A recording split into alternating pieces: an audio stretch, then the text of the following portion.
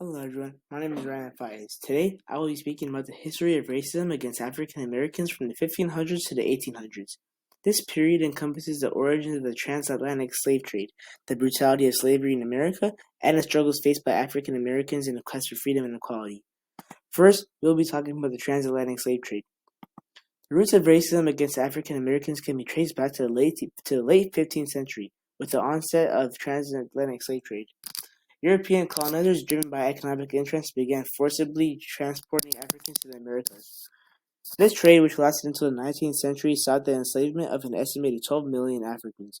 They were packed into ships under inhumane conditions, with many not surviving the harrowing journey known as the Middle Passage. Next, we will be talking about slavery in the American colonies. By the early 1600s, enslaved Africans were brought to the American colonies. They were forced to work on plantations, primarily in the South, cultivating crops like tobacco, rice, and cotton.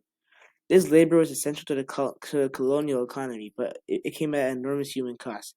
Enslaved people were subjected to extreme cruelty, including physical violence, family separations, and deprivation of basic human rights. Next, we will be talking about institutionalization of racism. Racism was institutionalized through laws that dehumanized African Americans and codified their status as property. The Virginia slave codes of the 1600s, for example, stripped enslaved people of many legal protections and justified brutal treatment. These laws perpetuated the idea that African Americans were inherently inferior, a notion that was propagated to rationalize the continued exploitation and oppression of black people. Next, we will be talking about resistance and rebellion. Despite the oppressive system, African Americans resisted in various ways. There have been numerous slave revolts, such as the Stoner Rebellion in 1739 and Nat Turner's Rebellion in 1831. Enslaved people also sought freedom through escape, which many finding refuge via the Underground Railroad, a network of secret routes and safe houses established by abolitionists. Speaking about abolitionists, we'll be talking about the abolitionist movement next. The 18th and 19th centuries saw the rise of the abolitionist movement, which sought to end slavery and promote racial equality. Prominent figures like Frederick Douglass, Harriet Tubman, and Sojourner Truth played crucial roles in advocating for the rights of African Americans. Their efforts, along with those of many others, culminated in increasing support for the abolition of slavery. Next, we'll be talking about Civil War and emancipation. The growing tensions between pro-slavery and anti-slavery states eventually led to the Civil War in 1861.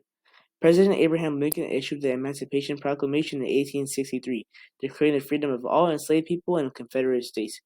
The war ended in 1865, and with it came the passage of the 13th Amendment, which abolished slavery throughout the United States.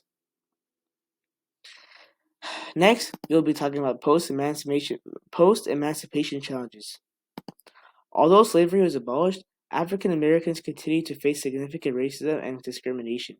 The Reconstruction era, which was from 1865 through 1877, saw some progress, such as the establishment of schools and legal rights for African Americans.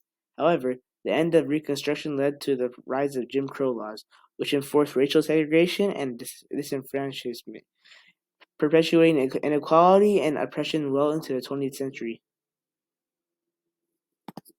Well, for conclusion, the period from the 1500s to the 1800s was marked by profound suffering and resilience for African Americans.